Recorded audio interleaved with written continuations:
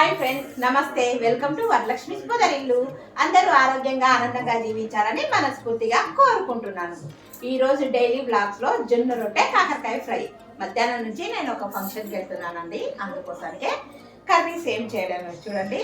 ఇవి కాకరకాయలు. ఈ కాకరకాయలతోని మంచి మీకు కర్రీ చూపిస్తాను. ఇది మనకు 1 వీక్ పాటు నిల్వ ఉంటుంది. ఫ్రై అండి, చాలా బాగుంటుంది. మన ఛానల్లో ఉంది. కాకపోతే జొన్న రొట్టె చూపించలేదు మీకు. ఇప్పుడు జొన్న రొట్టె ఏ విధంగా చేసుకోవాలనో, ఈ కాకరకాయ ఫ్రై ఏ విధంగా చేసుకోవాలో మీకు ఈ వీడియోలో చూపించబోతున్నాను. ఎవరైతే నా వీడియో చూస్తారో తప్పకుండా లైక్ చేయండి, షేర్ చేయండి, సబ్స్క్రైబ్ చేయండి. పక్కనున్న బెల్ ఐకాన్ నొక్కితే నేను పెట్టే ప్రతి వీడియో నోటిఫికేషన్ రూపంలో వస్తుంది. అలాగే నాకు తప్పకుండా సపోర్ట్ చేయండి. ఇప్పుడు ఈ కాకరకాయ ఫ్రై మనం ఎలా చేసుకోవాలో చూసేద్దామా? ఓకే. ఈరోజు కందిపప్పు కుక్కర్లో ఉడకబెడుతున్నానండి. మెంతికూర పప్పు చేస్తున్నాను. మెంతికూర పప్పు ఫంక్షన్ స్టైల్లో చేసే పప్పు చూపిస్తున్నానండి. చాలా కమ్మగా అద్భుతంగా ఉంటుంది. ఈ పప్పును ముందుగా శుభ్రంగా కడిగి కుక్కర్లో స్టవ్ మీద పెట్టి ఉడకబెట్టుకోవాలి. కొద్దిగా పసుపు, అలాగే కొద్దిగా ఆయిల్ వేస్తే పప్పు పొంగకుండా ఉంటుంది. ఇప్పుడు స్టవ్ మీద పెట్టేసుకుంటాను. కుక్కర్ మూత పెట్టేస్తున్నాను. పప్పు ఉడికింది. ఈ పప్పు ఉడికేలోపు మనం ఈ పక్క కాకరకాయలు కట్ చేయాలి. కాకరకాయలని ఈ విధంగా మొత్తం నీట్గా పొట్టు తీసేసుకుంటే ఈ చేదు ఉండవు. ఇవి నల్ల కాకరకాయలు కదా, చేదు ఎక్కువగా ఉంటాయి. ఇప్పుడు వీటిని పొట్టు తీసేసుకొని శుభ్రంగా కడుక్కొని రౌండ్గా చిన్న చిన్న ముక్కలుగా కట్ చేసుకుందాం. ఇవన్నీ కాకరకాయలన్నీ పొట్టు తీసేస్తాను. కాకరకాయలన్నీ పొట్టు తీసుకొని శుభ్రంగా కడిగి పెట్టుకున్న తర్వాత సన్నగా ఇలాగా రింగులుగా కట్ చేసుకోవాలి. రౌండ్గా కట్ చేసుకుంటే వేయించుకోవడానికి చాలా బాగుంటాయండి. ఇవి మా చెట్టు కాసిన కాకరకాయలు. మా చిన్న మినీ గార్డెన్లో కాకరకాయలు నిన్న చూశారు కదండి. ఇది చూడండి, ఇది ఇలాగా రౌండ్గా కోసి పెట్టుకోవాలి. ఇవన్నీ కాకరకాయలన్నీ ఇప్పుడు కోసేస్తాను. చూడండి, కాకరకాయలు ఈ విధంగా అన్నీ సన్నగా కట్ చేసి పెట్టుకున్నాను. ఇప్పుడు స్టవ్ మీద ఒక ప్యాన్ పెట్టుకుందాము. స్టవ్ మీద ఒక ప్యాన్ పెట్టుకొని ఇప్పుడు మనము ఈ కాకరకాయలన్నిటినీ వేయించుకుందాం.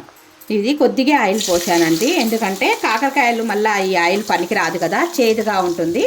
ఇవన్నీ వేయించి పక్కన పెట్టుకుంటే మనకు ఈ కర్రీ వారం రోజులు కాదండి, నెల రోజులు కూడా ఉంటుందన్నట్టు. ఇవన్నీ వేయించి తీసుకుందాం. కొద్దిగా నూనె పోసుకొని కాకరకాయలను అన్నిటినీ కొద్దిగా ఓపిక చేసుకుంటే చాలా బాగుంటాయి. మొత్తం కాకరకాయలు వేసి కూడా వేయించుకోవచ్చు.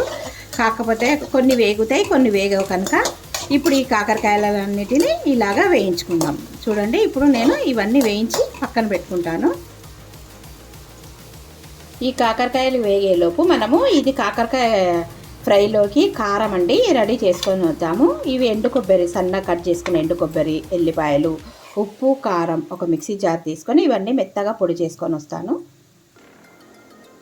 ఇప్పుడు ఇందులోకి కొబ్బరి వేసుకుందామండి.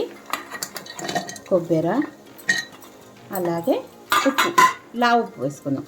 ఉప్పు వేసుకుంటే కొబ్బరి తొందరగా మెత్తగా. తర్వాత కారం, వెల్లుల్లి వేసుకుందాం. ఇది ఫస్ట్ మిక్సీ పట్టుకొని వస్తాను, పొడి చేసుకొని వస్తాను. చూడండి, ఈ విధంగా మిక్సీ పట్టుకొని వచ్చాను. ఇప్పుడు దీంట్లో కారం, ఈ వెల్లుల్లిపాయలు వేసి మిక్సీ మెత్తగా పట్టుకొని వద్దాం. ఇప్పుడు చూడండి, కాకరకాయలు ఈ విధంగా ఎర్రగా అయిపోయినాయి. ఇవన్నీ తీసి పక్కన పెట్టేసుకొని ఇలాగ అన్ని కాకరకాయలు వేయించుకుందాం. ఇవన్నీ తీసి పక్కన పెట్టుకుందాం. చూడండి ఎంత చక్కగా కాకరకాయలు వేగిపోయినాయో. ఇప్పుడు చూడండి, కాకరకాయలన్నీ మూకుట్లో వేగిపోయినాయి.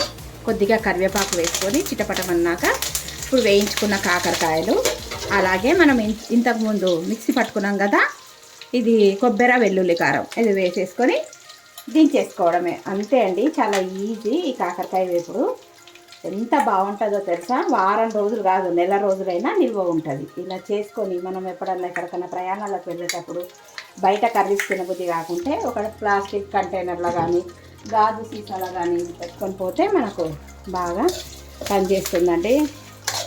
నాకు ఎక్కడికన్నా పోయినప్పుడు కర్రీస్ నచ్చకుంటే ఈ కర్రీ చేసుకొని పెట్టుకొని పోతాను. మనకు నచ్చినప్పుడు తినేయచ్చు అన్నట్టు. చూడండి ఎంత కలర్ఫుల్గా ఎంత బాగుందో కదా ఈ కాకరకాయ వేపుడు. అలాగే కాకరకాయ పొడి, కాకరకాయ నిల్వ పచ్చడి మన ఛానల్లో చాలా ఉన్నాయి చూడండి. చాలామంది చూస్తున్నారు కానీ లైక్స్ ఇవ్వడం లేదు. తప్పకుండా లైక్ చేస్తే నాకు సపోర్టింగ్ చేసిన వాళ్ళు అవుతారు. కాకరకాయ కారం, మనకు కాకరకాయ ఫ్రై, అలాగే కాకరకాయ కారం, కాకరకాయ కూర ఎన్ని రకాలుగా అంటే అన్ని రకాలుగా పిలుచుకోవచ్చు. ఇది రెడీ అయింది. ఇప్పుడు జొన్న రొట్టె చేసుకుందామండి. ఇది జొన్న రొట్టెకి స్టవ్ మీద వేడి నీళ్లు పెట్టానండి. నీళ్లు మరుగుతున్నాయి. ఇప్పుడు ఈ నీళ్లు పిండిలో పోసుకుందాం. వేడి వేడి నీళ్లు పిండిలో పోసుకొని తగినన్ని కలుపుకుందామండి.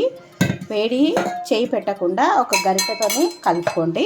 మీకు ఎంత నీళ్ళు కావాలి అనేది చూసుకుంటూ నీళ్లు వేసుకుంటూ కలుపుకోండి. ఇలాగా చేయి పెట్టకుండా కొద్దిగా చల్లగా అయిన తర్వాత ఈ పిండినంతా బాగా కలుపుకుందాం. బాగా మెత్తగా పిసుకొని రొట్టె చేసుకోవడమేనండి. మా రాయలసీమలో జొన్న రొట్టె ఎక్కువగా తింటారండి. షుగర్ పేషెంట్లకు ఎక్కువ కార్బోహైడ్రేట్ ఒంట్లో వెళ్ళకుండా ఉండాలంటే ఇలాంటి రొట్టెలను తింటేనే ఆరోగ్యానికి మంచిదండి. ఇంకా కొన్ని వేసుకొని కలుపుకుందాం. ఇప్పుడు స్టవ్ మీద పెన్నం పెట్టుకున్నాను. ఈ పిండి అయ్యే లోపల పెన్నం చూడండి వేడెక్కుతుంది. ఇప్పుడు రొట్టె కొట్టేస్తాను నేను. ఇదంతా కలుపుకొని ముద్దగా తయారు చేసుకుంటా. పెన్నం వేడయ్యేలోపు చూడండి నేను తీసుకున్న నీళ్ళకు పిండి కరెక్ట్గా సరిపోయింది. ఇప్పుడు రొట్టె కొట్టడం చూపిస్తాను. బాగా ఇలాగా పిండి పిసుక్కోవాలి. పక్కన చల్ల నీళ్ళు పెట్టుకొని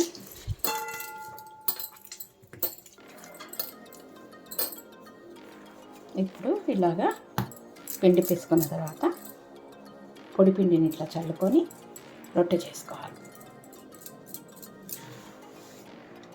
మీలో ఎంతమందికి జొన్న రొట్టె వచ్చో నా కామెంట్ సెక్షన్లో తెలియజేయండి.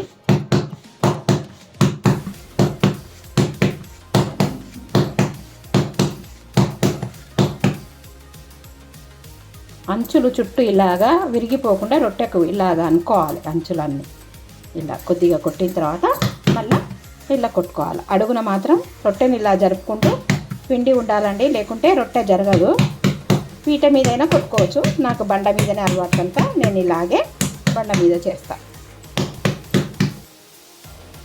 ఇప్పుడు ఈ రొట్టెనంతా కొట్టుకున్నాం కదా, ఇప్పుడు రొట్టె ఎట్లా వేసుకోవాలనేది చూపిస్తానండి మీకు. చూడండి రొట్టె మొత్తం కొట్టుకోవడం అయిపోయింది. ఇప్పుడు ఇలాగా కింద నుంచి ఇట్లా తీసుకొని పెన్నం మీద వేసుకోవాలి. ఇప్పుడు పెన్నం మీద రొట్టె వేస్తున్నానండి. చూడండి ఈ విధంగా వేసుకున్న తర్వాత స్టవ్ పెంచుకొని ఇప్పుడు తడి నీళ్ళతోని ఒక గిన్నెలో క్లాత్ కానీ ఏదన్నా స్టవ్ అంతా పాడవకుండా ఉండాలంటే ఇలాగ క్లాత్తోని వాటర్ డిప్ చేసుకొని రొట్టె రెడీ చేసుకోవాలి. బాగా కాల్చుకోవాలండి ఈ రొట్టె కాల్చే లోపల మరొక రొట్టెను కూడా మనం రెడీ చేసుకుందాం. ఇలాగా అన్ని రొట్టెలు తీసేసుకోవాలండి. రొట్టె బాగా కాలాలి, కాలితేనే అప్పుడు బాగుంటుంది. ఇప్పుడు ఇక్కడ పక్కన ఇంకొక రొట్టెకు పిసుకుతున్నాను. ఇక్కడ మరో రొట్టె చేసుకోవడానికి ఆ రొట్టె కాల లోపల ఇక్కడ మరో రొట్టె చేసుకుంటున్నానండి.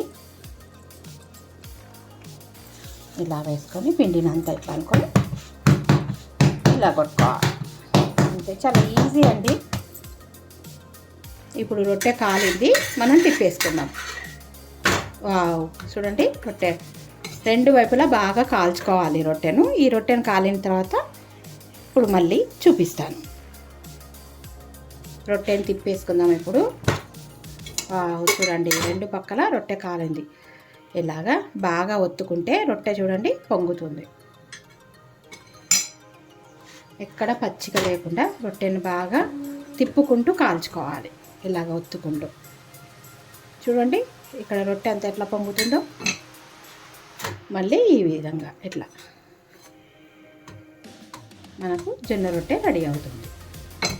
ఆరోగ్యానికి చాలా మంచిది. ఇప్పుడైతే బయట రొట్టెలు కొనుక్కొచ్చుకుంటున్నారండి. 10 రూపాయల రొట్టె కాస్త 20 రూపాయలు అయింది. అంటే మనిషికి ఎంతమంది ఉంటే ఎన్ని 20లు లెక్క పెట్టండి. ఇంట్లో 4 ఉంటే 4 ఇంట్లో 8 అంటే 80 రూపాయలు రోజు పొద్దున సాయంత్రం అంటే కష్టం కదా. అందుకే చక్కగా ఇంట్లో రొట్టె చేసుకోవడం నేర్చుకోండి. మరో పద్ధతిలో కూడా మీకు రొట్టె చేయడం చూపిస్తాను. కోళ్ళతోని అయిపోయింది రొట్టె. ఇప్పుడు స్టవ్ తక్కువ పెట్టుకొని మనం ఇంకో రొట్టెని చేస్తున్నాం. చూడండి, టేస్టీ టేస్టీ జొన్న రొట్టె రెడీ. ఇప్పుడు కాకరకాయ జొన్న రొట్టె మా వారికి పెట్టేస్తానండి. రొట్టె చూడండి ఏ విధంగా పొంగుతుందో, సూపర్గా పొంగింది కదా రొట్టె. ఇట్లా తిప్పేసుకోవాలి. వావ్, జొన్న రొట్టె చాలా సాఫ్ట్గా మెత్తగా ఎంత బాగుంటుందో చూడండి. అన్ని రొట్టెలు అయిపోయినాయి. లాస్ట్ రొట్టె ఇది.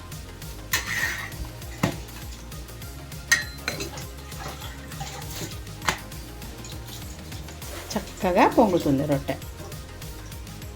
మనం ఈరోజు మెంతకూర పప్పు చేసుకుందాం. చూడండి, ఫ్రెష్గా కడిగి పెట్టుకున్న మెంతకూర. ఈ చిన్ని మెంతకూర చాలా బాగుంటుందండి. చూస్తే ఇంత అయింది కదా, నూనెలో వేయగానే కొద్దిగానే కనిపిస్తుంది. దానికి కావాల్సిన పదార్థాలు: సన్నగా తరిగి పెట్టుకున్న ఉల్లిపాయలు, అలాగే వెల్లుల్లి దంచి పెట్టుకోవాలి, పచ్చిమిర్చి, కొత్తిమీర, కరివేపాకు, టొమాటోలు, తాలింపు గింజలు, ఉప్పు, కారం, పసుపు ఇవన్నీ కావాలండి. ఈ మెంతికూర పప్పు చాలా బాగుంటుంది. ఇది రెస్టారెంట్ స్టైల్ పప్పు, అలాగే ఫంక్షన్లలో పెళ్ళిళ్ళలో చేసే పప్పు అండి. ఈ పప్పు ఎలా చేసుకోవాలన్నా ఇప్పుడు మనం చూసేద్దాం. స్టవ్ మీద ఒక బాండీ పెట్టుకున్నానండి. అందులో కొద్దిగా నూనె వేసుకున్నాను. ఈ బాండీలో పప్పు తాలింపు వేస్తున్నాను. ఇప్పుడు నూనె వేడైందో లేదో చూసుకొని, ఇవి చూడండి, ఆవాలు, ఎండుమిర్చి, తాలింపు గింజలు. నేను తాలింపు గింజలన్నీ కలిపే పెట్టుకుంటానండి ఒకటేసారి. అలా కలిపి పెట్టుకోవడం వల్ల ఈజీగా అవుతుంది. చూడండి, ఈ విధంగా డబ్బాలో పోసి పెట్టుకుంటాను. మినపప్పు, ఆవాలు, జీలకర్ర, ఎండుమిర్చి ఒకటి సపరేట్. దీంట్లోనే శనగపప్పు కూడా వేసుకుంటాను, కానీ ఈసారి వేయలేదు. ఇప్పుడు మనం ఈ తాలింపు వేగిందో లేదో చూద్దామండి. తాలింపు వేగిన తర్వాత ఇప్పుడు చిటపటమన్న ఉల్లిపాయలు, అలాగే పచ్చిమిర్చి, కరివేపాకు, ఇవి వచ్చేసి ఎల్లిపాయలు, ఇవి వేసుకుందాం. ఇది రసం పెట్టానండి మధ్యాహ్నం. ఈ రసం వీడియో మన దాంట్లో ఉందని చెప్పేసి చూపించలేదు. మరోసారి ఎప్పుడైనా చూపిస్తాను. ఇటు రసం అవుతుంది. ఇటు వచ్చేసి మనకు పప్పుకు తాలింపు రెడీ చేస్తున్నాను. ఇప్పుడు ఇవన్నీ బాగా వేయించుకోవాలండి. చూడండి, ఉల్లిపాయలు, పచ్చిమిర్చి, తాలింపు గింజలు, ఎల్లిపాయ ఇవన్నీ అయిన తర్వాత మనము ఇప్పుడు ఈ మెంతికూర వేసుకుందాం. శుభ్రంగా కడిగి పెట్టుకున్న మెంతి అండి. త్వరగా చూడు, మెంతి వేసేసరికి ఎంత మంచి వాసన వస్తుంది తెలుసా. చాలా సూపర్గా వాసన గుమగుమలాడిపోతుంది. ఈ మెంతికూర పప్పు అన్నంలోకి, పూరికి, చపాతీకి చాలా బాగుంటుందండి. ఇట్లా వేయించుకుంటే పప్పు అనేది అస్సలు చేదు ఉండదు. ఇవి కొద్దిగా చూడండి దగ్గర పడిపోయింది. అంత మెంతికూర వేసాం కదా. ఇప్పుడు టొమాటోస్ వేసుకుందాం. సన్నగా తరిగి పెట్టుకున్న టొమాటో, ఈ కొత్తిమీర లాస్ట్కి వేసేసుకుందాం. ఇక్కడ కరివేపాకు ఉంది. అలాగే పసుపు, ఉప్పు వేసేసుకుందాం, మగ్గుతుంది. చూడండి, ఇప్పుడు పసుపు వేసుకుందాం. రుచికి తగినంత ఉప్పు ఇప్పుడే తాలింపులోనే వేసుకుందాము. కల్లుప్పే వేసుకోండి. సాధ్యమైనంత వరకు కల్లుప్పు వాడడం చాలా మంచిది. ఇప్పుడు ఇవన్నీ వేసుకున్న తర్వాత బాగా కలుపుకుందాం. ఇవన్నీ ఫ్రై అవ్వాలి. బాగుంటుందండి పప్పు, కమ్మగా గుమగుమలాడుతూ.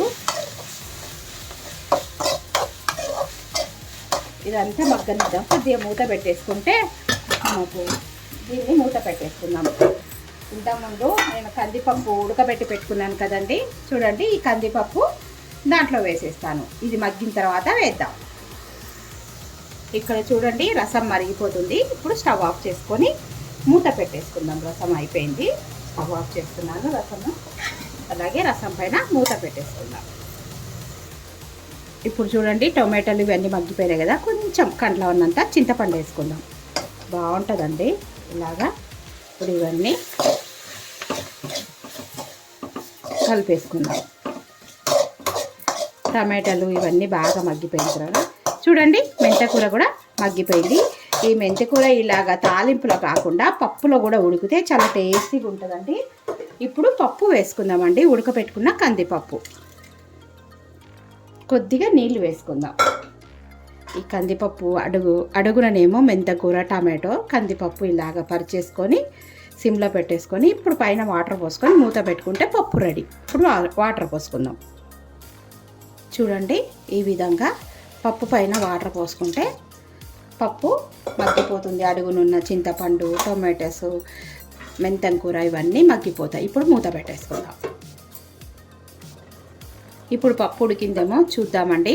వావ్, చూడండి కందిపప్పు ఉడికిపోయింది. ఇప్పుడు ఇలాగ బాగా కలుపుకొని ఇప్పుడు కారం వేసుకుందామండి. పచ్చిమిర్చి వేసినాము ఆల్రెడీ. కొద్దిగా కారం వేసుకుంటే కూడా పప్పు బాగుంటుంది. చూడండి, పప్పు చూస్తుంటేనే తినాలనిపిస్తుంది కదా. రుచి చూసుకొని ఒకసారి ఉప్పు అన్నీ అయిపోయినాయండి. కొద్దిగా కారం వేసుకుందాం. ఇప్పుడు కారం వేసుకొని కలుపుకుందాం. అద్దరిపోయిందండి. పప్పు గుమగుమలాడిపోతుంది. ఈ పప్పు ఎక్కడికో వాసన వచ్చేస్తుంది. 4 ఇళ్ళ అవతల వరకు బాగా కలుపుకొని కొద్దిగా దగ్గర పడేదాకా ఈ నీళ్ళన్నీ ఎగిరిపోనిద్దాం. టొమాటోలు ఇవన్నీ చూడండి ఎంత బాగా మగ్గిపోయినాయో. మెంతం కూర పప్పు దగ్గరికి మూత పెట్టేసుకొని ఇప్పుడు మనం సన్నగా తరిగి పెట్టుకున్న కొత్తిమీర ఉంది కదండి, ఆ కొత్తిమీర వేసేసుకుందాం. చూడండి, కొత్తిమీర వేసేసుకొని మూత పెట్టేసుకొని దించేసుకుందాం. ఇంకా ఇప్పుడు పప్పు ఉడికిపోయిందో చూద్దామండి. వావ్, చూడండి పప్పు ఉడికిపోయింది. స్టవ్ ఆఫ్ చేసుకొని సర్వింగ్ బౌల్లో వేసుకుందాం. పప్పు కొద్దిగా ఇలాగా నీరుగా ఉన్నప్పుడే బంద్ చేసుకుంటే తర్వాత కొద్దిగా లూజ్గా కొంచెం గట్టిగా అవుతుంది. అప్పుడు బాగుంటుంది అన్నంలోకి, రొట్టెలోకి. మేము సాయంత్రం రోజు జొన్న రొట్టెనే చేసుకుంటామండి. ఎంత బాగుందో కదా. చూడండి, మెంతి కూర పప్పు. ఇప్పుడు స్టవ్ ఆఫ్ చేసుకొని ఒక 10 నిమిషాలు అయిన తర్వాత ఇది సర్వింగ్ బౌల్లో వేసుకోవాలి. వెంటనే వేసుకుంటే ఈ పప్పు అంతా ఉడుకుతుంది కదండి, బాగుంటుంది. ఇప్పుడు స్టవ్ ఆఫ్ చేసుకొని సర్వింగ్ బౌల్లో వేసుకుందాం. ఫ్రెండ్స్, ఈరోజు చూడండి రసము, వేడి రసము, అలాగే మెంతికూర పప్పు, అలాగే కాకరకాయ వేపుడు, వేడి జొన్న రొట్టెలు, అలాగే ఇప్పుడే వండినానండి వేడి అన్నం. ఈరోజు ఇదండి వీడియో, నేను చేసిన వంటలు. మీకు నచ్చినట్టయితే తప్పకుండా లైక్ చేయండి, షేర్ చేయండి, సబ్స్క్రైబ్ చేయండి. ఇదండి ఇవాల్టి video. Thank you for watching.